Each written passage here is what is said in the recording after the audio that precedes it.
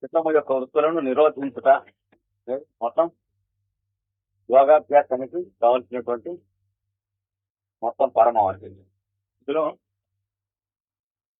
యోగ విద్య పదానికి కూడా సగం కొద్దిగా మనం చూడాలి.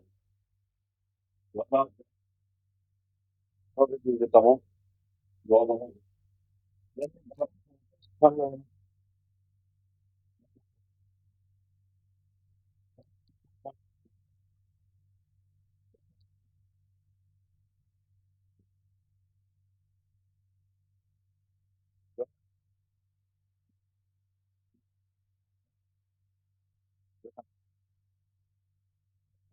నిరోధానికి కావలసిన అభ్యాసం అనేది ఏం చేయాలో మరి ఆ అభ్యాసం 8 అంగములతో కూడి ఉంది.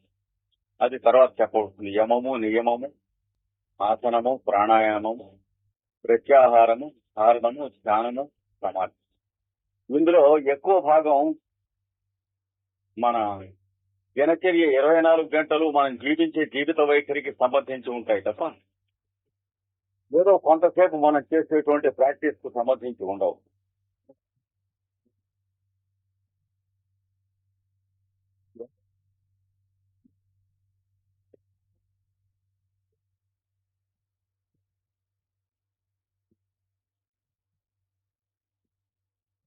చెప్పినటువంటి ఆసనములు చెప్పినంతసేపు కనుక వేసినట్లయితే, చెప్పినట్లు కన్నులు మూసుకుని ధ్యానం మొదలైనది చేసినట్లయితే యోగం వస్తుంది అని మాత్రం పొరపాటు పడకూడదు. 24 గంటలు మనం జీవించే జీవితంలో ఉన్నటువంటి దృక్పథంలో మార్పు రావడానికి ఇవి సాధనలు.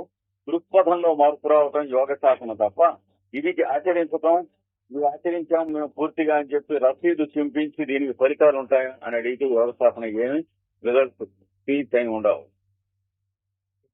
నేను చెప్పాను, నేను జీవిత దృక్పథం మారటం అనేది అందులో మార్పు రావాలి. అంటే యోగా అనేది it is an attitude, it is not an achievement.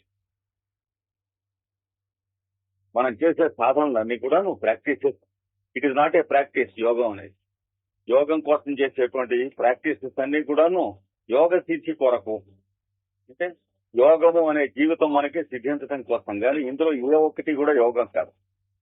ఉదాహరణకి ఒక 5 నిమిషాలు శీర్షాసనం వేయండి, ఒక 5 నిమిషాలు సర్వాంగాసనం వేయండి, ధనురాసనం వేయండి. ఇది దేనికి సాధనాలు? ఈ ఆసనాలు అంటే భౌతికమైనటువంటి శరీరం, అన్నమయ కోశం అంటారు, తర్వాత చెప్పాం ఆ విభాగాలు. ఆ శరీరాన్ని సరైనటువంటి పద్ధతిలో వంచడానికి, దానికి చేసినటువంటి సాధన వల్ల లోపల రక్త ప్రసారం మొదలైనటువంటి సవ్యంగా ప్రసరించడానికి, అంటే ఈవెన్ డిస్ట్రిబ్యూషన్ లోపల ఉన్నటువంటి రక్తము మొదలైనటువంటి ధాతువులన్నీ ఇది జరిగినందువల్ల లోపల ఉన్న రక్తనాళములు, నాడీ మండలం అంటే నరములకు మూలములైనటువంటి వాటిలలో వచ్చిన ఎగుడు దిగుళ్ళు ఏవైనా ఉన్నట్లయితే అవి సర్దుబాట్లు అయిపోయి అవి సవ్యమైనటువంటి మార్గంలో నడవటం.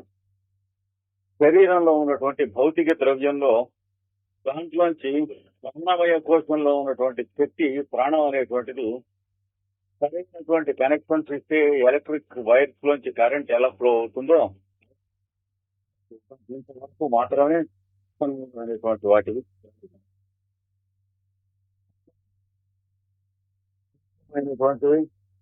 ఇప్పుడు సర్వాంగాసనం, ధనురాసనం, హలాసనం మొదలైనటువంటివన్నీ కూడా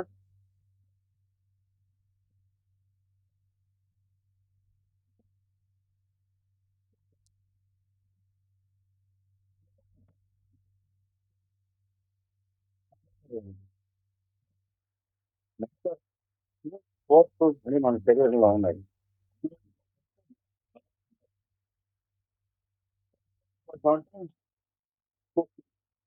అంటే అది ఫోర్స్ అన్నమాట. ఈ రెండింటికి సామరస్యం కుదర్చడమే ఈ ఆసనాలు వేయటం వల్ల కానీ, దాని తర్వాత యమ నియమాదుల వలన, ప్రాణాయామం వల్ల ప్రయోజనాలు. కనుక ఇవన్నీ కూడా మనం చేసేటువంటి ఈ అంగములన్నీ కూడాను యోగాభ్యాసంలో భాగములే గాని యోగ విద్య అనటానికి లేదు. యోగాభ్యాసం మనం చేసిన తర్వాత 8 అంగములు మనం ప్రాక్టీస్ చేస్తూ ఉండటంలో మనకు తెలిసేది ఏమిటంటే మనం 24 గంటలు జీవిస్తూ ఉన్నప్పుడు ఇతరులతో మనకు కలిగినటువంటి సంబంధములు ఏవైతే ఉన్నాయో వాటికి సంబంధించి మనం ఏ విధంగా మెలుగుతున్నాం, ఏ విధంగా ప్రవర్తిస్తున్నాం, దానికి యోగాభ్యాసం అని అనాలి కానీ అందులో ఉన్న ఏ ఒక్క భాగానికి యోగాభ్యాసం అని అనరాదు. రోజు నేను 1 గంట యోగాభ్యాసం చేస్తాను అని అన్నప్పుడు అది యోగాభ్యాసం కాదు. యోగాభ్యాసానికి కావలసిన అంగం అయి ఉండొచ్చు. ఇది బాగా మనం తేడా తెలుసుకోవాలి. అందుకని మనం ఆసుపత్రిలో పనిచేస్తున్నప్పుడు, ఇంట్లో ఉన్నప్పుడు, ఎవరితో మాట్లాడుతున్నప్పుడు ఇన్నెప్పుడు కూడాను యోగాభ్యాసం జరుగుతూ ఉంటుంది. నిజంగా యోగాభ్యాసం కనుక అయినట్లయితే దానికి కావలసినటువంటి పూర్వరంగా మనం చేసేది. అంటే నిజంగా యోగాభ్యాసం మనలో ప్రారంభించినట్లయితే చూస్తే ఏమిటంటే మనకు ఉన్న చిరుబురులన్నీ తగ్గుతాయి. సమాధానం చెప్పటంలో కానీ లేకపోతే ఎవరినైనా మనం అడగటంలో కానీ విసురులు, రొసరూపులు ఇట్లాంటివన్నీ ఉంటాయి. అవి సర్దుకుంటాం అంటే అణిచిపెట్టుకుంటాం వల్ల కాదు. అణిచిపెట్టుకుంటాం వల్ల కొంతకాలం సర్దుకుంటాయి కానీ ప్రమాదమైనటువంటి విపత్కర పరిస్థితులు అంటే బ్లడ్ ప్రెషర్ రైజ్ అవటం, థ్రాంబోసిస్ కానీ లేకపోతే మంచి లోపల ఒక రకమైనటువంటి హెమరేజెస్ కానీ ఇట్లాంటివి రావడానికి అవకాశం ఉంది. లేదా కండ్ల వ్యాధులు, చెవుల వ్యాధులు ఇట్లాంటివి రావడానికి అవకాశం ఉంది. అంటే ఆర్టిఫిషియల్ గా కంట్రోల్ చేస్తే, కంట్రోల్ కాదు మనం చేయవలసింది డిసిప్లిన్ కి కంట్రోల్ కి తేడా ఉంది. కంట్రోల్ కొంచెం వెటర్నరీ లెవెల్లోది, డిసిప్లిన్ అనేది హ్యూమన్ లెవెల్లోది. అది తేడా. ఆ తేడాలో మనలో చిరుబురుగులు అనేది సహజంగా సర్దుకుంటూ ఉంటే యోగాభ్యాసం కింద లక్ష్యం, అసహజంగా కృత్రిమంగా సర్దుకుంటూ ఉంటే గతి లేక సర్దుకుంటున్నాం అని అర్థం. ఆ రెంట్లో తేడా గమనించాలి. ప్రొఫెసర్ కోపడితే నోరు మూసి కూరుకుంటే అది క్షమతవాది గుణాల్లో గతి లేకపోవటం, దానివల్ల జబ్బులు వస్తాయి. మనకు హోమియోలో కూడా మీకు చెప్పుకున్నారా, కాన్స్టెంట్ గా అలాంటివి ఉన్నప్పుడు లక్షణాలు కానీ ఫాస్ఫరస్ లక్షణాలు కానీ వస్తాయని చెప్పుకున్నాను. గ్రస్తులం అవుతాం.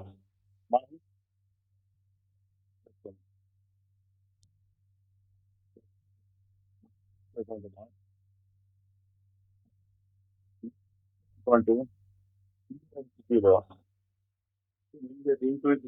యోగాభ్యాసం పూర్తి అవుతూ ఉంటే యోగ జీవితంలోకి ప్రవేశించాలి.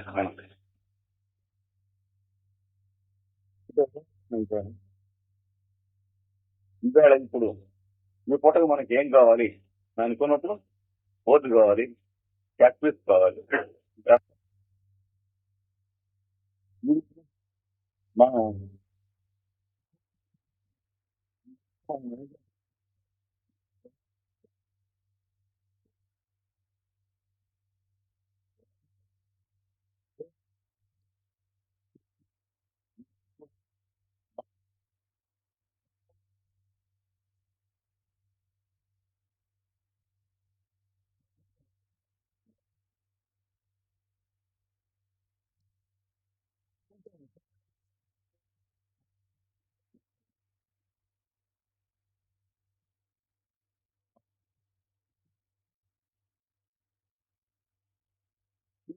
ఎంతో ప్రతిబింబిస్తుంది, మన ఆఫీస్ పనిలోనూ ప్రతిబింబిస్తుంది.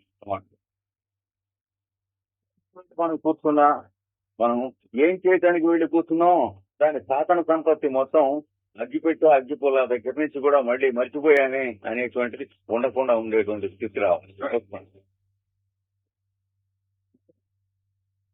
సృష్టికర్త ఈ సృష్టి చేసేటప్పుడు అలా చేస్తాడు. ఇది మర్చిపోయాను అంటే వాడి సృష్టి గ్రహణం వరకేలాగా ఉంటుంది. జీవరాశుల సృష్టి మామూలుగా మనందరం రాం, తలవు కాస్త ఒకటి ముక్కు చెక్కు మర్చిపోయి, ఒకటి కన్ను మర్చిపోయి మనందరం చేసిన పనులాగే ఉంటాయి. వాడి పనులు అలా లేవు గనక వాడి దృక్పథం ఎలా ఉందో దృక్పథానికి దగ్గరగా వస్తూ ఉంటుంది అనమాట. దృక్పథంగా దగ్గరగా రావడానికి కావాల్సినటువంటి ట్రైనింగ్, డిసిప్లిన్ మన దగ్గర లేకపోవడం వల్లే ఒకరి మీద ఒకరికి కోపాలు, చిరాకులు, భర్తని భార్య వ్యక్తం చేసుకోలేకపోవడం, ఒకరి మీద ఒకరు పశువులలో ప్రవర్తించడం, ఇవన్నీ చేస్తూ ఉంటాం. ఎందుకని అక్కడ లోపం ఉన్నందువల్ల ఇక్కడ వస్తాయి.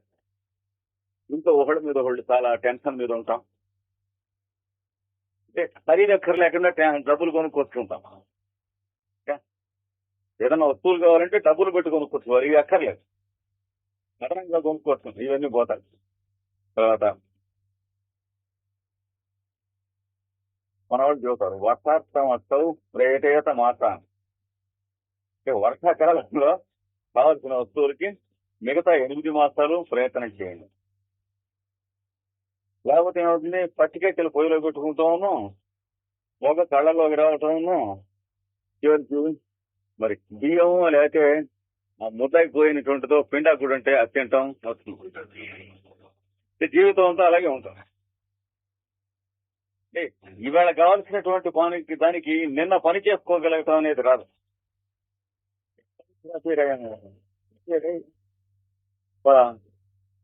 ఉద్యోగానికి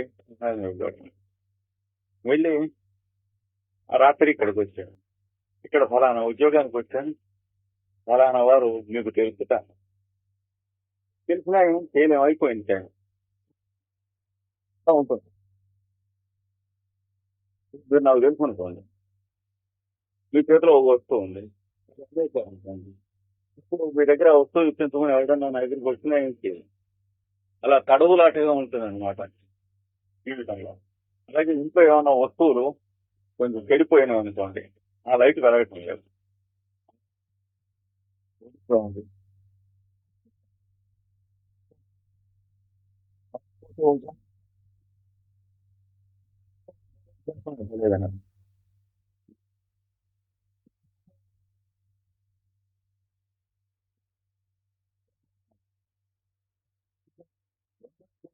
పరిపూర్ణం అవుతున్న కొద్దీ యోగ జీవితంలోకి ప్రవేశిస్తాను. క్రమంగా యోగ జీవితంలోకి ప్రవేశించేటికి వ్యక్తులకు, ఇద్దరు వ్యక్తుల మధ్య సంబంధం 2 అయస్కాంతముల మధ్య సంబంధంలాగా వికాసం ఉంటుంది తప్ప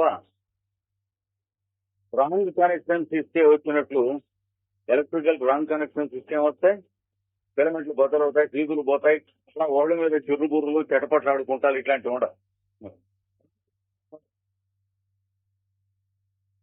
చూసారా, అది ఆ తేడా అవుతుంది. కనుక కేవలం 2వ దానికోసం యోగాభ్యాసం పరమావధి కాదు అని గుర్తుంచుకోవాలి. యోగ జీవితం కోసమే కానీ యోగాభ్యాసం ఒక్కోడు కసరత్తు చేసి పాదం పాలు తాగుతున్నాడు అనుకోండి, దేనికోసం కండలు పెంచుకుంటాం, పరమావధి కాదు. ఎవరికైనా అవసరం వస్తే చేయటం పెట్టగలగటానికి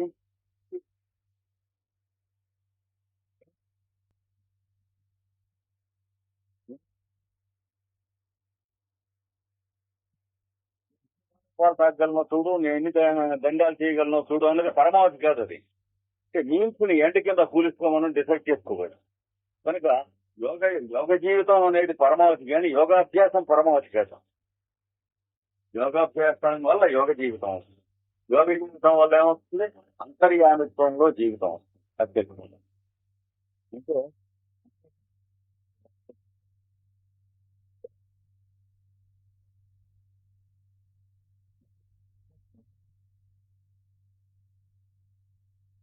ఈ విధంగా వస్తే తప్ప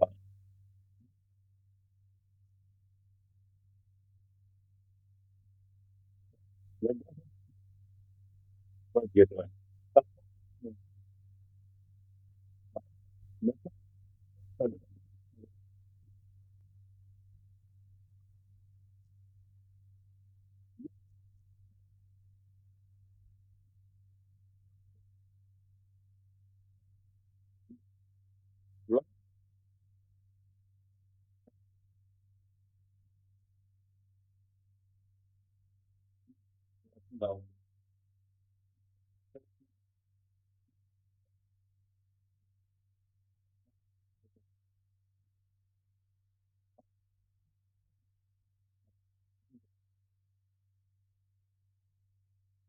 యోగ అనుశాసనం ఉన్నాడు.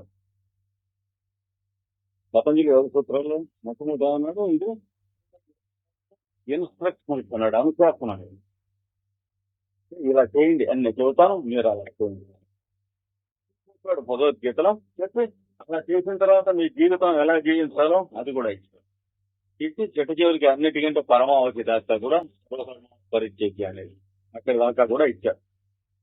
ఇవి రెండు కలిపితే యోగ విద్య అంటాం. యోగ విద్య లేక యోగ శాస్త్రం. ఈ రెండు కలిపితే యోగ విద్య. అంచేత ఈ తేడాలు మనకు తెలియాలి. భగవద్గీత ఉపనిషత్తు యోగ విద్య. భగవద్గీతల ఎందు చెప్పబడినటువంటి ఉపనిషత్తుల ఎందు యోగ విద్య ఎందు యోగా ఉన్నా యోగాభ్యాసం ఉన్నా యోగ విద్య అన్నా అదేనండి యోగం అండి కాదు.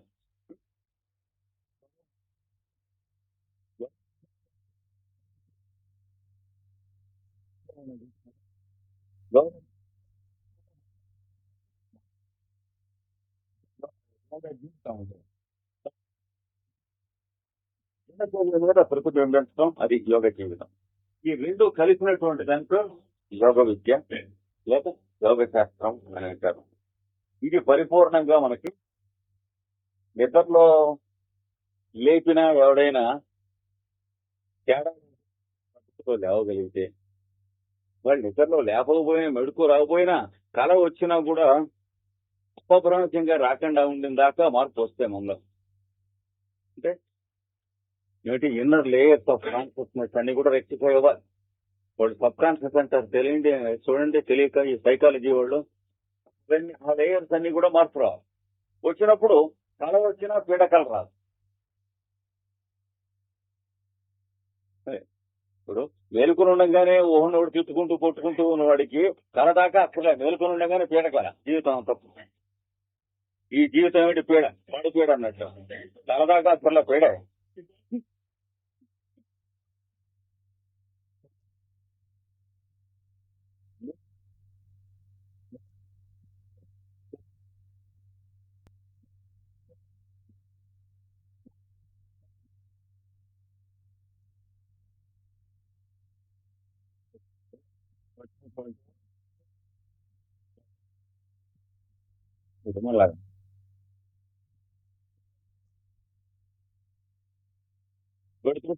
కూడా వెళ్ళదు.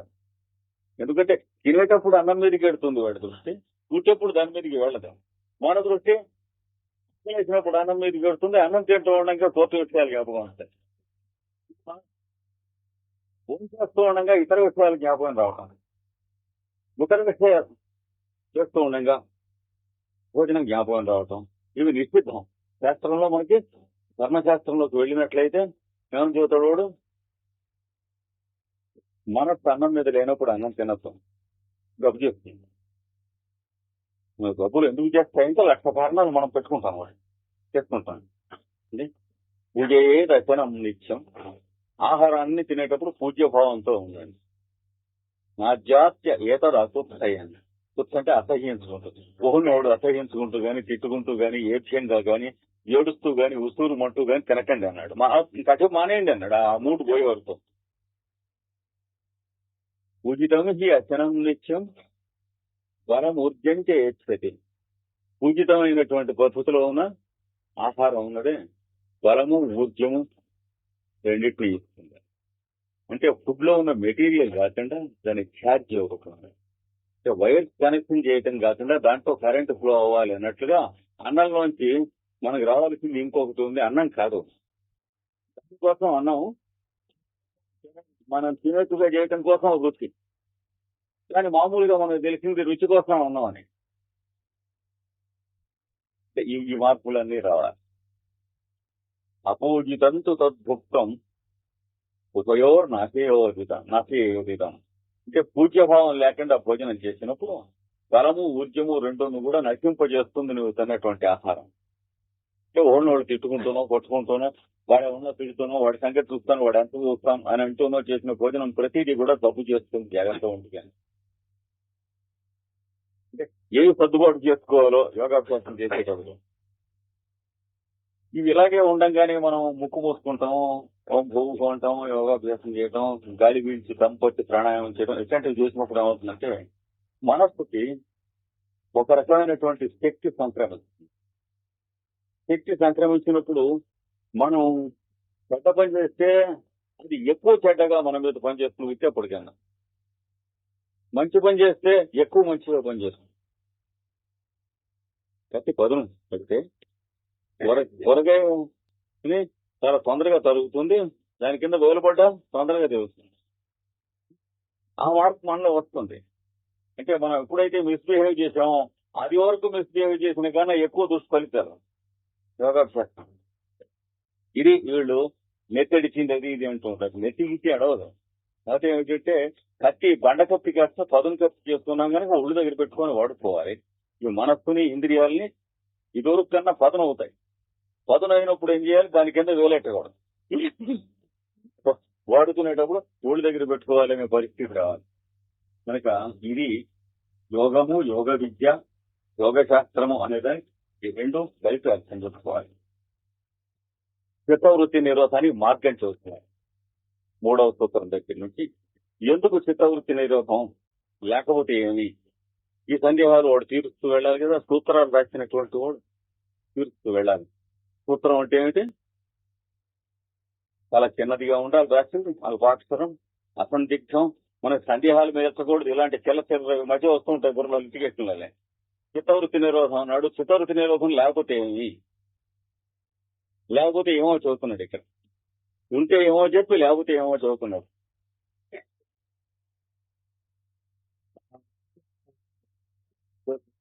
నిరోధం జరిగినప్పుడు స్వరూపే అవస్థానం.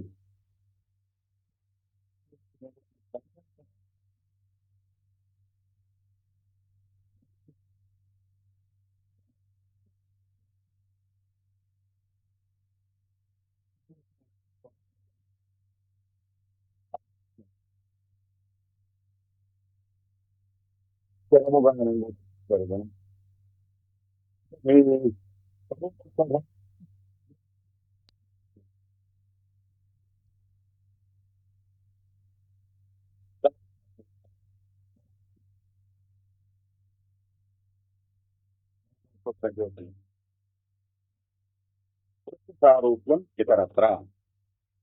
ఇతరత్ర అంటే దాని పట్టదన. చిత్తవృత్తి నిరోధం ఇలాగే వాళ్ళకి ఎలా ఉంటుందో, మామూలుగా ఎలా ఉంటుందో చూస్తున్నాడు. వృత్తి సారూప్యం, వృత్తి ఎందు సారూప్యము.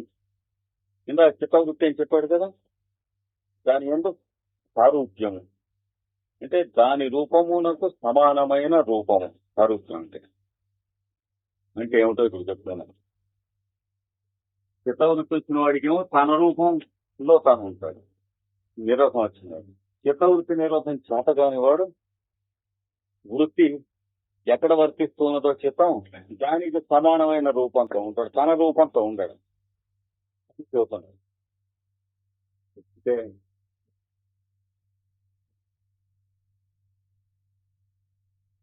సెన్సార్గన్స్ 5 అని చెప్పాం కదా. వాటిలలో ఇక్కడ ఉన్నాడు అనుకోండి చూసేవాడు. వస్తువు కరెక్ట్ అంటే చూసుకోవాలి. మనస్సు అనుకోండి, ఈ మనస్సుకి ఇక్కడ కూడబడేటువంటి వస్తువు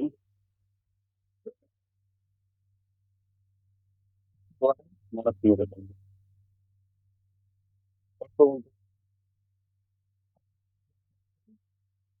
ఇలా స్వరూపం ఉన్నది, ఆ వస్తువు స్వరూపం అనేది ఉంది.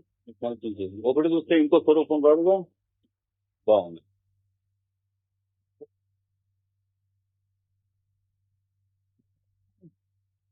గుంజ ఉన్నది, నేను చూసుకున్నాను కంటి ద్వారా. గుంజ అక్కడ ఉన్నదా,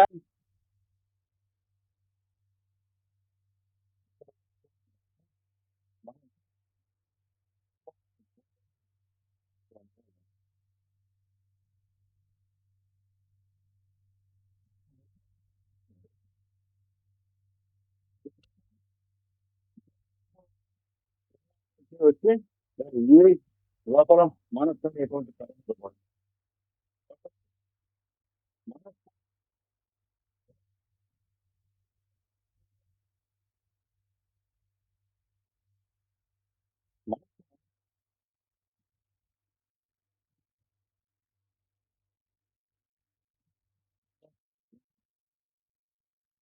ద్వారా శబ్దం యొక్క ప్రతిబింబం మనస్సు మీద పడుతుంది. అప్పుడు వినటం అనేది జరుగుతుంది.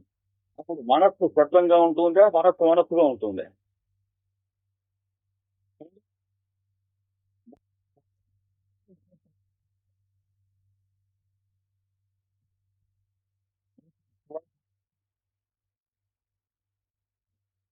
సుగంధమైనటువంటి ముక్కులను చెప్పి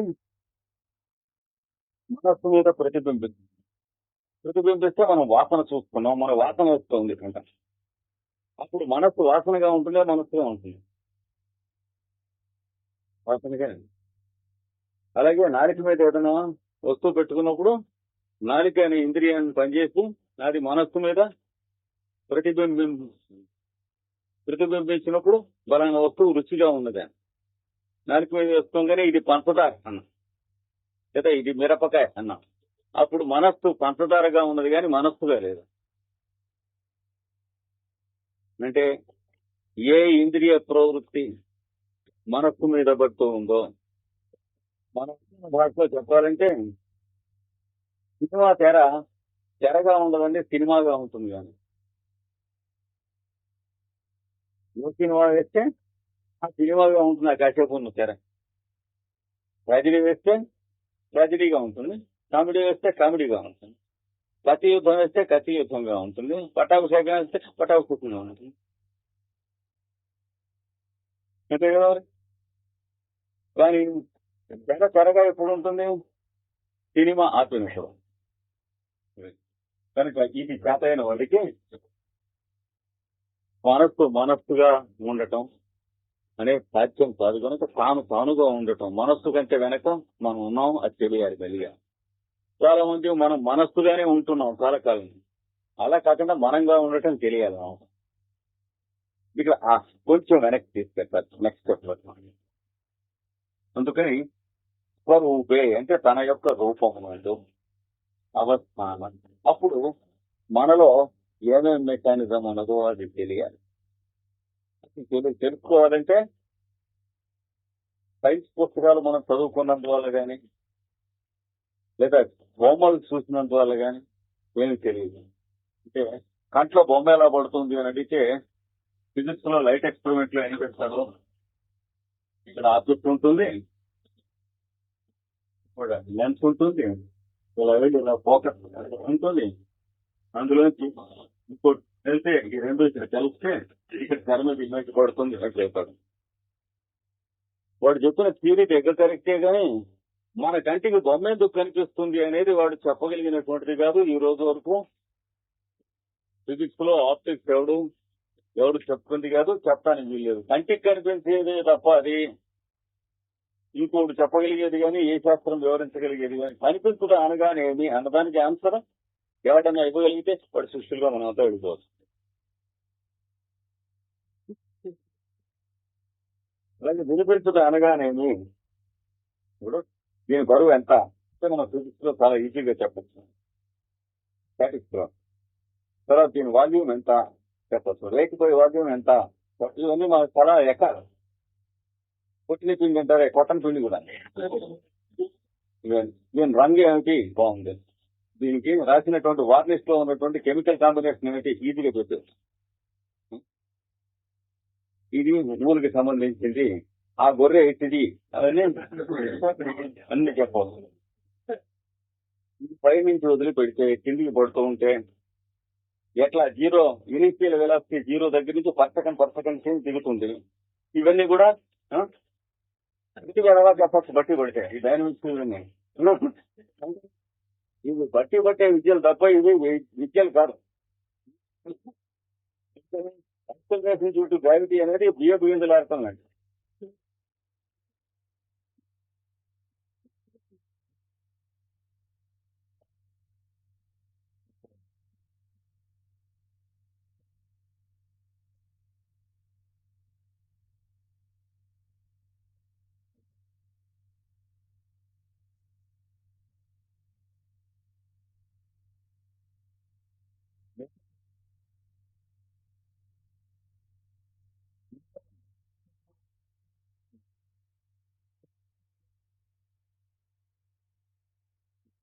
వచ్చిన వాడైనా చెప్పవనండి.